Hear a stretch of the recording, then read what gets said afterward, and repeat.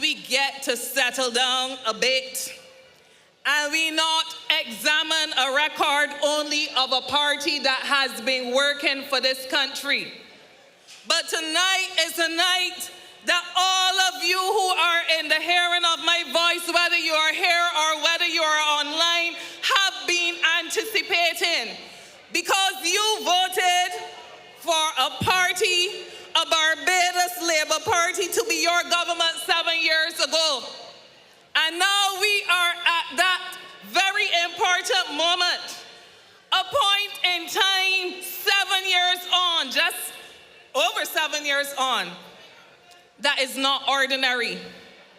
It is not ordinary by any stretch of the imagination. When you considered your mandate in 2018, you knew one thing, that you did not want them. You did not want them because they had presided over an economy and they took us to the brink. You know what's the brink? The brink is the edge where you're likely to topple over. And whether it was from the north or south or east or west of this country, people knew what they did not want. And I wonder, when I walk around and I hear people saying things like, we need an opposition. I wonder if we have forgotten, but more so, I wonder if we have seen enough in an alternative to know that it will be better than it was then. I stand here tonight before you, therefore, brothers and sisters, citizens of this country. Not only my constituents I'm addressing tonight, I am addressing the citizens of this country. I stand here tonight because I want to suggest to us that this is no ordinary moment. This is no ordinary time. Tonight, you have heard it so far from our comrade William Duguid. You heard before from Chantal. You heard some of the policies that this government has in store. And why I say it is no ordinary manifesto night, because very often a manifesto is filled with a lot of promises. And you know what it says? A promise is a comfort to, and we are no fools, and that is why on February 11th we know what the only choice is, the best choice is for this country, but settle down. We are no fools, but we are also very convinced that when labor leads, and our promises kept, our promises delivered.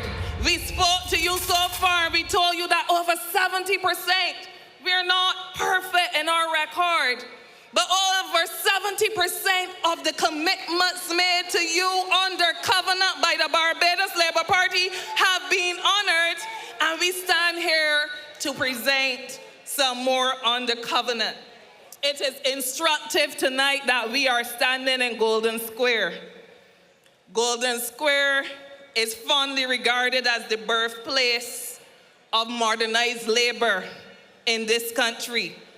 Golden Square is regarded as the place where the 1937 disturbances are not riots, because riots is conjure up a little bit of negativity like if it wasn't deserved. But where the 1937 uprisings began. And so, as we stand here, in the same way that Clement Payne would have stood here, we understand that this sacred ground is not a place for idle talk or vain promises.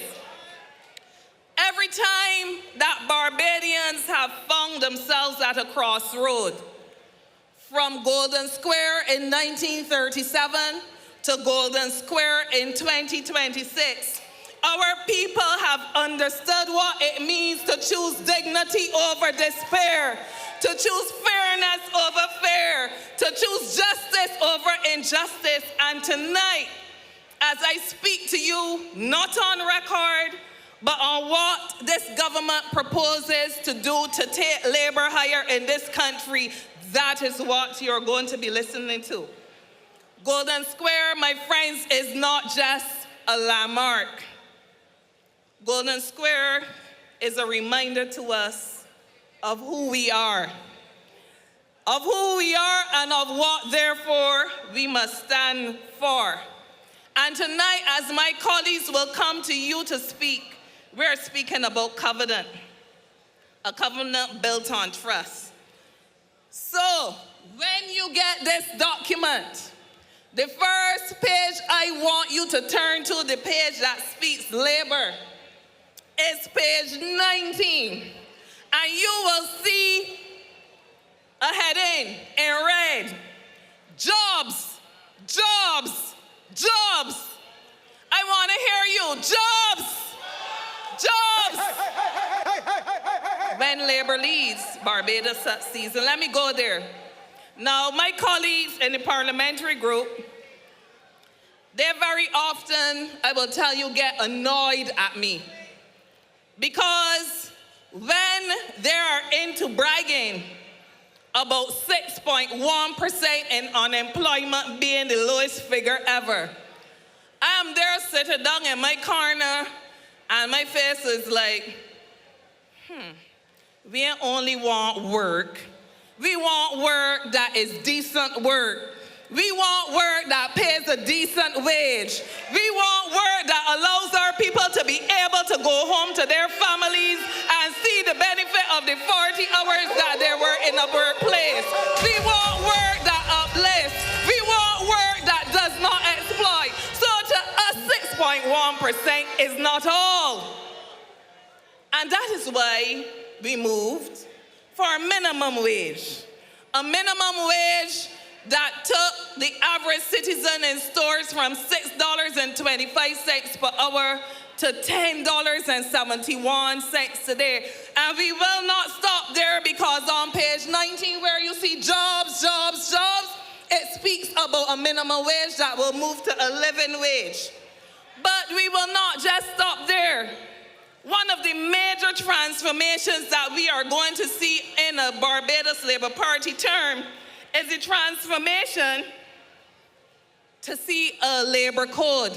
How many people know that we have done a lot of lovely pieces of labor legislation over the years, but sometimes they don't reach you? Because when you think you're covered by one piece of legislation, another piece of legislation feels like it is undermining you. And that's why for years the Barbados Workers Union has been saying we need one labor code. And in these pages on page 27, you're going to see provision for that, because no longer will somebody tell you go there or go there or go there. It's going to be a one document that we can follow. And while we're at it, there are some things that have to be upgraded as it relates to the Employment Rights Act, where people go to work and employers keep them for 11 months and 2 weeks and then send them home so that they don't have rights to benefits. All of these things have to be addressed. So for the construction worker who is feeling like they're not getting their fair due, going to work and seeing their company struggle against other companies who are not honoring the laws of the land, that has to cease under a Barbados Labour Party that is a modern party going forward to address the interests of citizens, because we cannot afford for people to be living and profiting off of the backs of our exploitation. It speaks to the tourism sector as well. Tourism being the heartbeat of this country. So we have something in store for tourism workers as well. But I want to skip there, as they are telling me to wind up, because there is a new deal that is coming for workers in the gig economy. Many of you may not consider what a gig economy is, but that's platform workers. And if I can contextualize it for you, that's the workers in Uber and Amazon and so on. But we are seeing these workers come to our country and people treating them under a classification of contracts that sees them not being able to benefit from the same things as permanent workers. And I say to you that under a Barbados Labour Party government, that you will on the February the 11th, we will see a new deal for these workers. Now, there is something that often happens. When people get laid off, they go to NIS, they get unemployment benefit for 6 months, but then what happens? After 6 months, people can find themselves in a lull where unemployment ceases, they don't have other options presenting itself, but under this manifesto laid out for you, not as a promise, but a covenant with you, there will be a job loss to job gain program where the Barbados Labour Party will be implementing a structured program to break this cycle where workers face layoffs so that during that time you can upskill, you can train up so that you put yourself in a better position for jobs. My friends, I want to say one final thing to you as I prepare to leave. And I want you to hear me, and I want you to follow me clearly. In this election, this manifesto is coming to you not as something that you can shove one side, not as something that you are going to forget after all the fancy speeches, but because it is a manifesto laid for you by the Barbados Labour Party. It is therefore a manifesto that you recognize keeps our covenant, and covenant is trust. It keeps our trust with you, our people. And I want you to urge your families. I want you to urge your friends as you contemplate how you are going to move, if you are going to move during the next 11 days. That this is no ordinary time. If you remember nothing else I've said, this is no ordinary time. It is a time that we have to consider that the choice we make is for our family. Today I was in the field and there was one person that told me, but when people keep talking about an opposition, I wonder if they understand that it is not cool to choose any over none. And he was considering they don't want us to lose any of the seats, but just at this time we can't choose anybody to lead us, even if it is to lead in opposition. So I say to you, as you go out, as you go through the next 11 days, I want you to urge your friends, urge those in your household to vote. Go out and vote, because a decision not to vote is also a vote. And as you go out, you are going not based on vain promises of things that cannot be delivered, but you are going because you have a commitment from the party that has set a record in this country over the last 7 years. So as you go out on February 11th, I want you to heed the advice of James Paul and